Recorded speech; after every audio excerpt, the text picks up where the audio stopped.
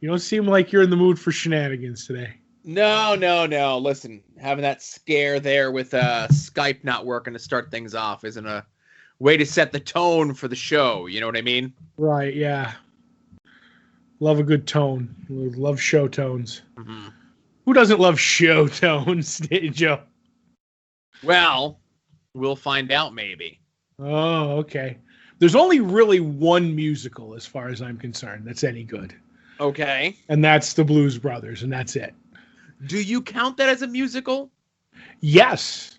I've been over this with a lot of people, and they're like, oh, well, the Blues Brothers perform, and that's a lot of what it is. And then they're in church, so people sing in church. I said, the second Aretha Franklin's waitresses start dancing and singing, it's a musical. And when all the people dance and sing in the street outside Ray Charles's music place in sync, that makes it a musical. You take those two numbers out, and that's a movie about a band. Okay. That's my... because I always think of it... Now, do you think of it as a musical first and then a comedy? Or do you think of it as a musical comedy? Or do you think it is a comedy musical? That I've never gone that deep. So I would say because there's more comedy and two musical numbers and the rest are performances, if you gather what I'm trying to lay, that it's a comedy musical, not a musical comedy. Okay.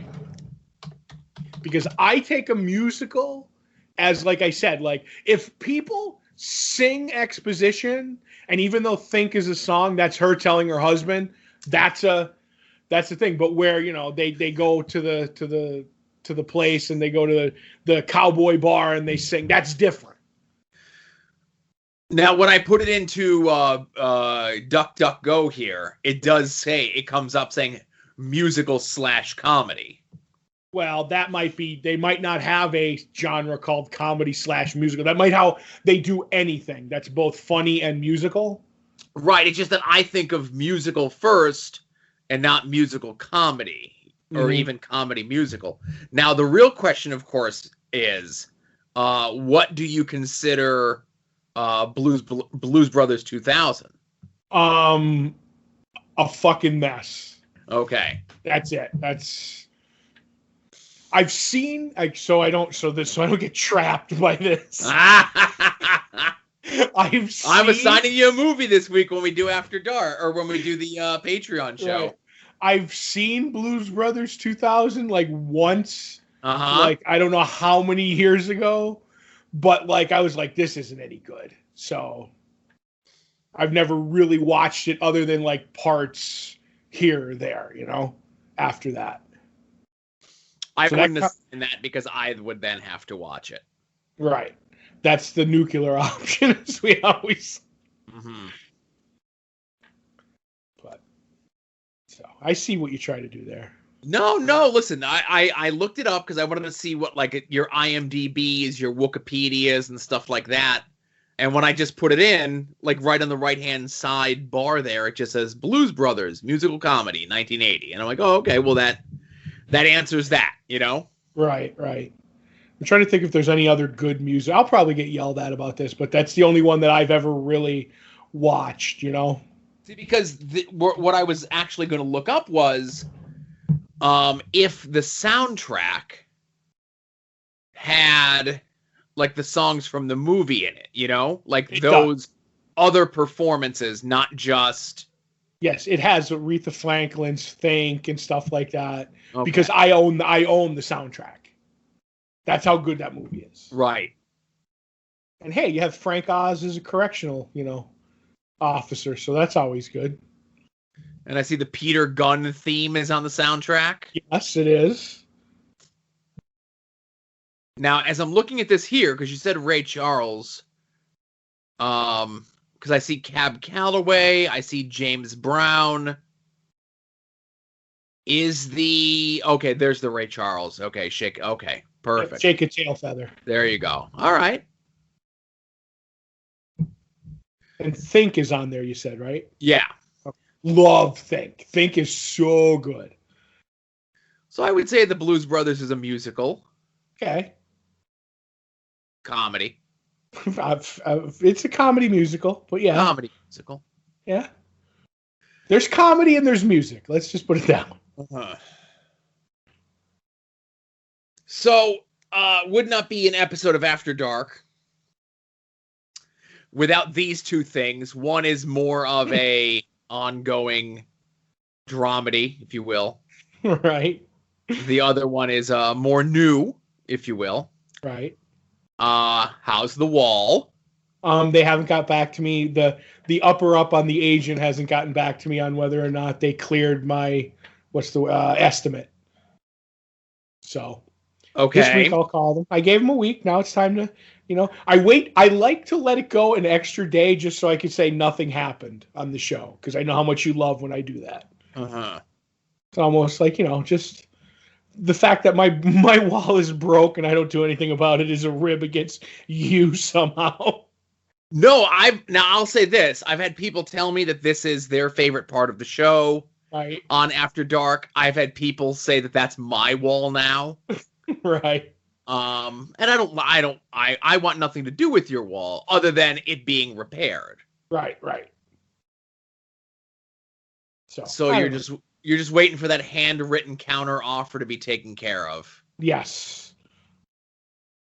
So we'll give it a call this week. This week's been kind of busy with like my father doing taxes, which I have to help him with since he's 70-some, and other things. So and in case you're wondering, yes, they did extend taxes 1 month from April 15th. So it's not like we're late.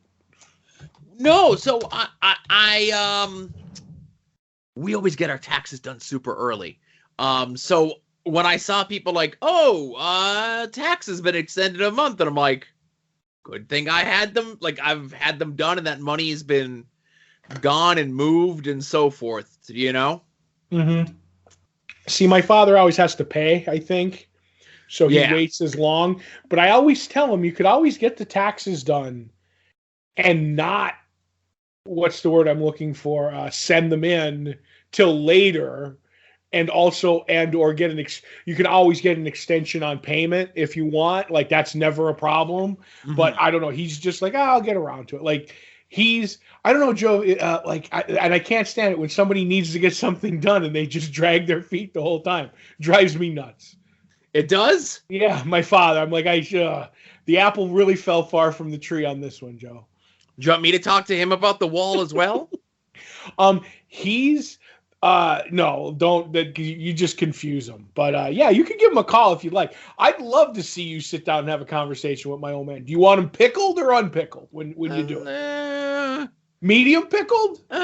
Give me like a little dill, A little dill? Okay. Vlass, a little kosher, a little dill, sure. That's right. Only a quarter bottle of Yajanuvka before you go. Oh my goodness, Gesundheit, by the way. Right. I think it was actually a name of an episode once, whether it was this show or the lesser show that started us, but it was that's Polish blackberry brandy. Mm-hmm. And it's my father's favorite drink to start with before he goes out. That's what he uses. Like, that's the oil that he puts into the gas, the lawnmower before right. Yeah. That primes the pump. Joe. There you go. So the other thing that's become the staple of After Dark these days, right, has been Previews Watch. But I know you'll be thinking, you listened last week, Previews Watch is done. Previews Watch is like 95% done, right? Right. It's like Ivory Soap, 99.99% pure. Right. Not a sponsor. June 92 came in the mail today. Oh, did it? Good.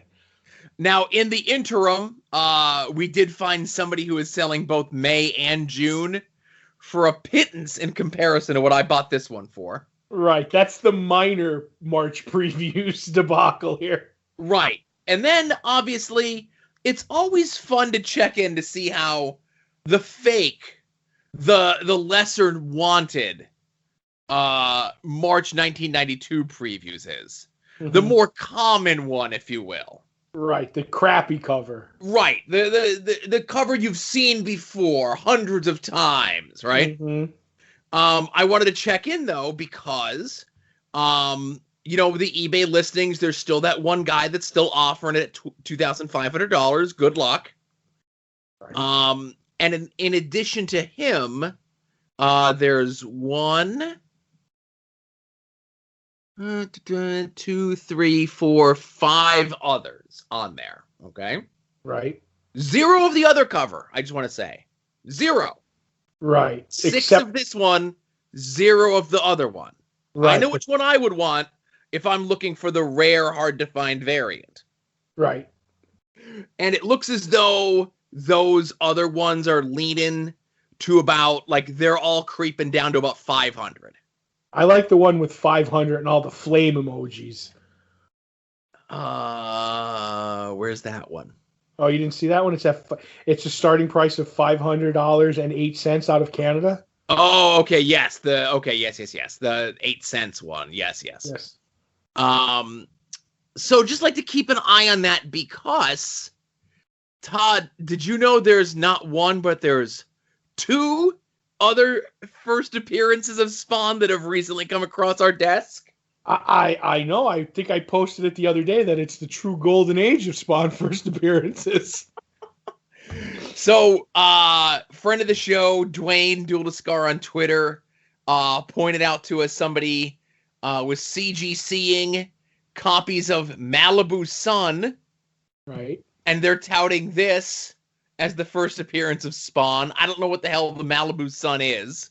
I think it's like a newspaper for Malibu comics back in the day. Like those comics papers that we would get for like the comics. I don't know. It's not the journal at the shop. You know what I mean? The free papers. I think it was like something that they just put out to advertise their stuff. Now, there's a bunch of these on eBay. I don't know if you looked at these. The Malibu Suns? The Malibu Sun. Yes. You did look at these on eBay?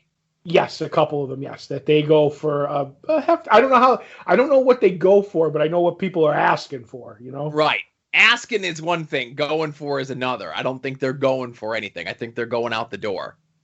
Right. Well, I saw one that sold on April 17th, and it was an 8.5 CGC, and it wasn't like a what do you call it, best offer, $499 it sold for. Uh-huh.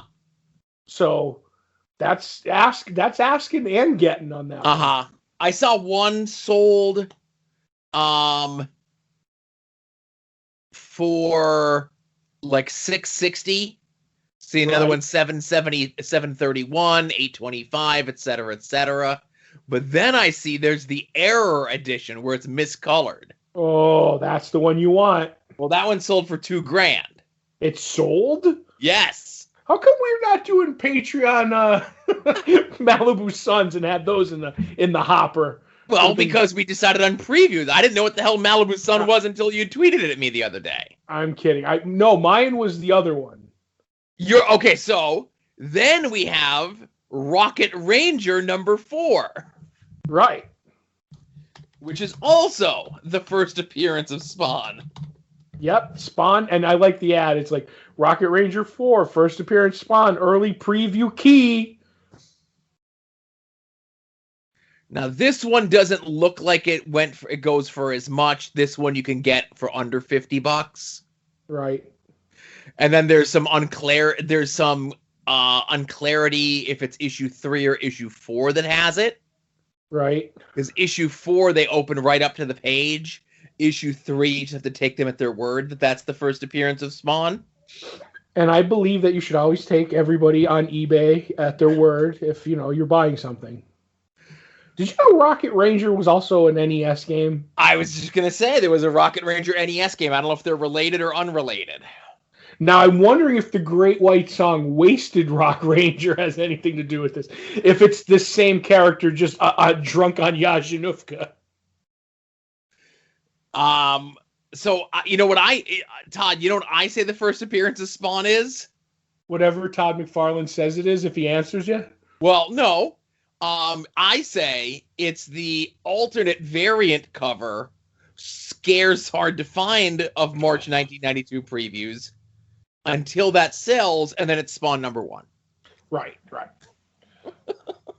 And I like the guy who was selling the Malibu Suns with the CGCs. Uh-huh. And it's like, and nowhere on there does it say first appearance of Spawn, which blows my mind. Blows my mind. Because when you get a CGC #1 Spawn, like it says it, first appearance of whatever his like shoot name is, and then Spawn, Al Simmons. But whatever. So there's that. And then the Fancy Gentleman was saying years ago or a while back he sold a variant cover that was like a reprint from years later or something, and like people are selling that online now as a variant to the first appearance. I'm like, people, like, where does this stop? And like, it's on Spawn. I'm waiting for it to be on like other things, you know, like, don't get me started, even though I'm already started. Right. Well, I got you started. I wanted to talk about this. Mm-hmm. I'm just going to go upstairs and find what junk I have and try to figure out how to make it someone's first appearance. Just be like, what do I have here? Oh, I have a wind-up toy. That's the first appearance of somebody. Who is the Spider-Man villain? Wild Whip? Wild Whip. Oh, we should corner the market on Wild Whip appearances. It's time to start pushing that as a thing. Right. Wild. Because at some point they have to re-up the copyright, right? And he's going to get a story. You would think so. Oh, what if he's in the next Spider-Man movie? Like we already had what, Homeward Bound and Homecoming, Home Whip, Home Wild Whip. Oh. Well, he would be like the secondary villain or something, you know? Right, that deep bench on the third best rogues gallery.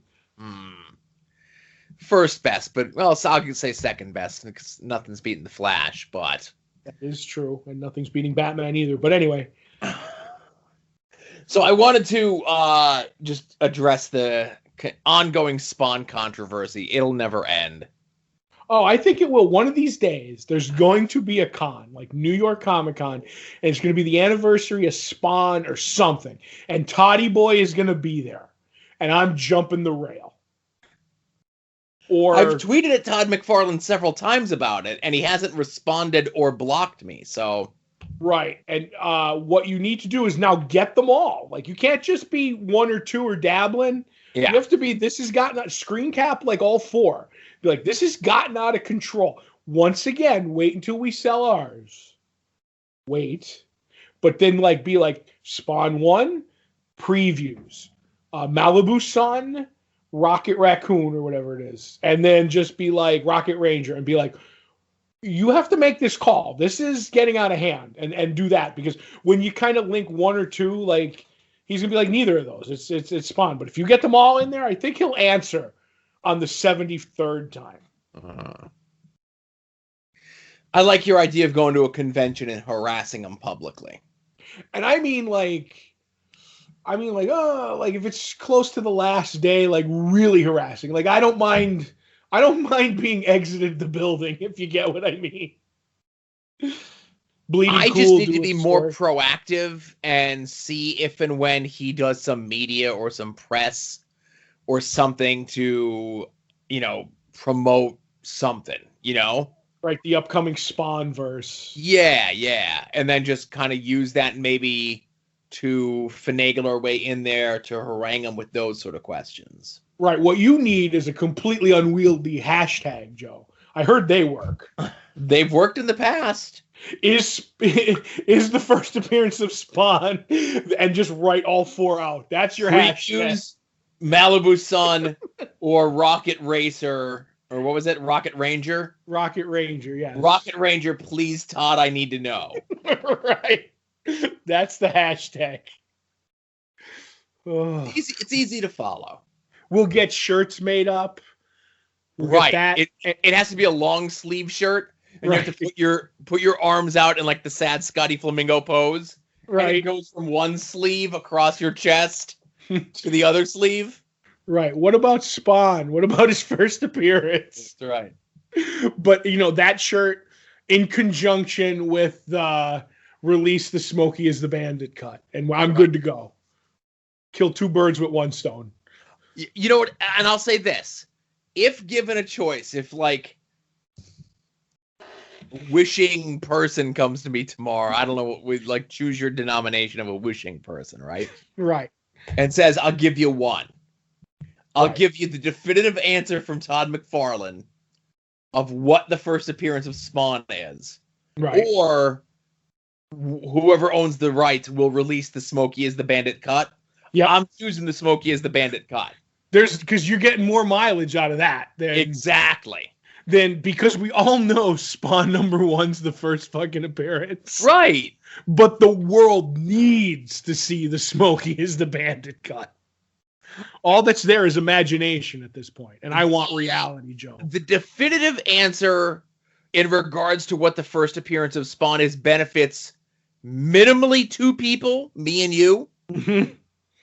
Whereas the Smokey as the Bandit thing is going to open up generations to Smokey and the Bandit.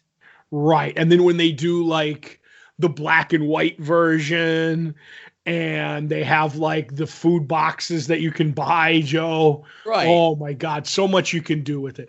An El Diablo sandwich. And a Dr. Pepper. That's anybody who's seen the first Smokey and the Bandit knows. Because we ain't got time for hush puppies. I'll tell you right now.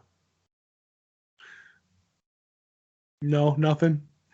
No, I don't know. That one doesn't. That's the only scene that in the whole movie of Smokey and the Bandit, the only scene that Burt Reynolds and Jackie Gleason are in. They stop at a restaurant and they both are at the counter at the same time because they were doing the movie and they were like, they had realized that they had shot almost the complete movie, and Jackie and Burt Reynolds were never in the same scene at all. Like they didn't even have to shoot together. They were like, all right, you go shoot your scenes and we'll shoot these. And they're like, shouldn't we have at least met? And they end up both stopping in this local choke and puke to throw a few bags of groceries down their neck, as they say in the trucker speak. And they go in and Burt Reynolds is eating and he comes in. He's like, "Hi, nice lady. Give me an El Diablo sandwich and a Dr. Pepper. And I'm in a hurry." And he's like, and then the son, he yells out to Junior. He's like, "You want anything?" He's like, "Hush puppies. We ain't got time for that shit." He's like, great movie. So what the hell is an El Diablo sandwich? It's a spicy sandwich. That's all. I don't know. Okay. I figured you would know in your Smokey as the Bandit lunchbox or whatever. Oh, do they have one of those? Do they have a Smokey as the Bandit lunchbox? Because I would buy 10 of those. But yeah, no, it's just they just mentioned that it's an El Diablo sandwich, so I'm guessing it's just a spicy sandwich. Now you have me typing slowly. Right. See, it just it says would be a pulled pork sandwich in a bun with some form of spicy barbecue sauce or hot sauce. For the purist, one must use Trappy's hot sauce, Mexipep variant, as it was the brand that was on the counter in the scene. Oh, do they still sell that? That's a great question. Because I kind of want one, even though I will never use it, because we are both wusses when it comes to hot sandwiches. You certainly, Todd, you can go on Amazon right now and use our click-through and buy what appears to be a 32-gallon drum of Trappy's Louisiana brand hot sauce for $17. I'm going to slather myself in Trappy's. Oh, a Trappy slip and slide, Joe. No, Trappy's is still in business. Good. Smokey and the Bandit put them on the map. Yeah. And it looks like you can get them at like your local grocery stores and so forth. Right. Do I have to, do they have social media? Do I have to harass them on social media? Then we want to become the official podcast of Trappy's hot sauce. Oh, and make it quick because I'm in a goddamn hurry. All they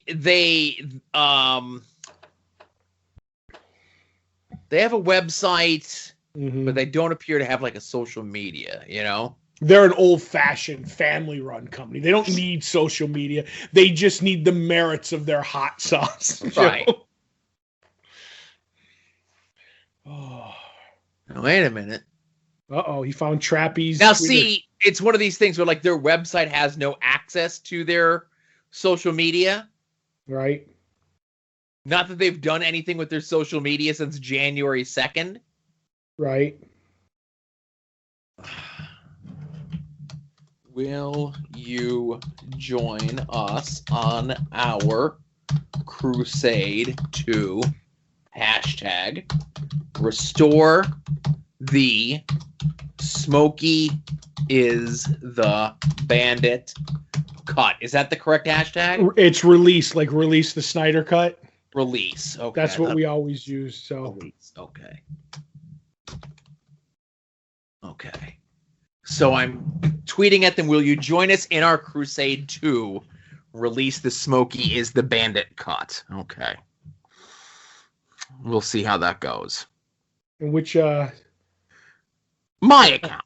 Oh, you use your account? Okay. I was just curious. So have you blocked? No, I'm kidding. Oh my goodness. And for a second I thought you were saying trapeze. No. Again, like it's again trapeze. TRAPPEYS. Right. It doesn't it's not the clearest sounding name, like red hot. There's no right. miscommunicating what that is. I know what trapeze is now.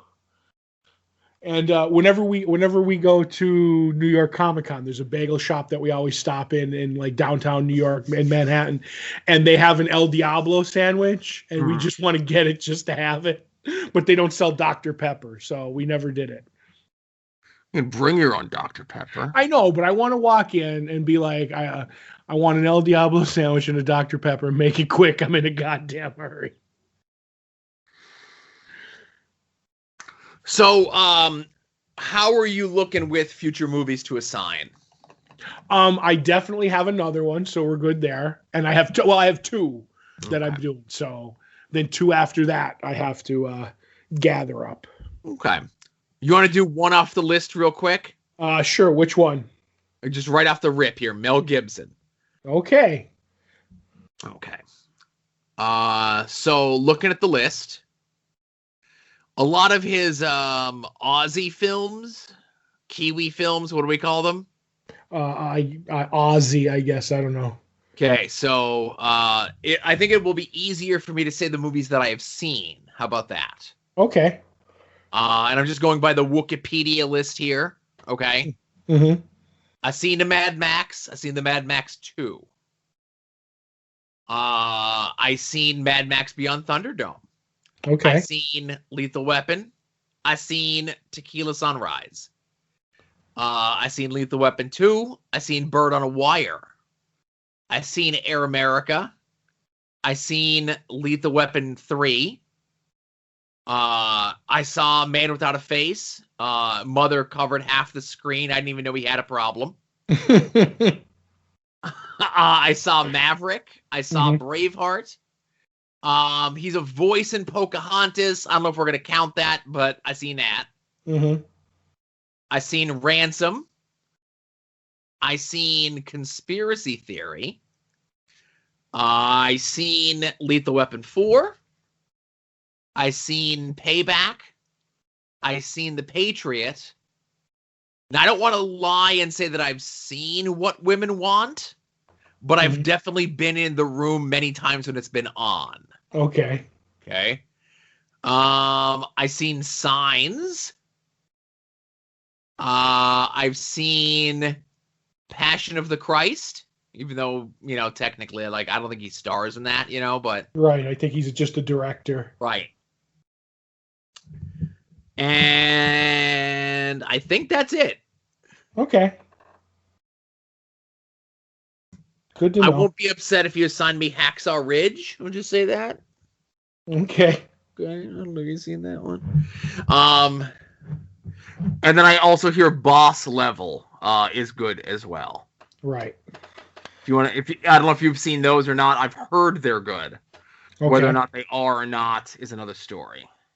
Okay, we'll just have to wait for Lethal Weapon 5 to come out. Mm-hmm. And not the It's Always Sunny one. No, that one I've seen as well. Right. All right. Well, I know if you're listening to this, there's a very good chance that you're a Patreon person at the $5 level. And I'm going to mention this in the main show as well. Todd and I, like the fact that you give us money to do this show. And in my mind, when you do the Patreon, you are paying us for doing the regular show, the main Longbox Heroes show. And then the Patreon shows that you pay for are what we give you for free, if that makes any sense. Right. Like, that's how my mind works. Okay. Because when you pay for the Patreon, what is the $1 or $2, $3, $4, $5, or however much did you pay a month, you're paying for the main show. So by you paying for the main show, we're obligated to give you extra stuff. Right. So if you like extra stuff from me and Todd, as little as $1 a month, you can get the 2 bonus shows, which we do end up talking a lot about because they do take up a lot of time and they're a lot of fun. I think they are. I honestly say, not just because it's the Patreon show, I have a blast doing the previewing the past, man. As much as I love the movies, because you never know what you're going to get from the movies, but the history that you get from the previewing the past, oh my God, I love it. And we're coming up on like big bits of history soon, Yes, we are. I mean, we're still a ways off from Dollar Store Batman, but there's a lot between now and then. Right, and that it's the road to Dollar Store Batman. Yes, it's the adventure. So sometimes it's the journey, not the destination, Joe. And I remember within the last 7 days, I saw someone who maybe mentioned on the main show this week, tweeting out that it was the 29th anniversary of the first issue of Youngblood. Oh, and I'm like, oh, that means a year from now it'll be the 30th anniversary. Oh, that means we'll be talking about it on the podcast. I can't wait. I'm counting the seconds.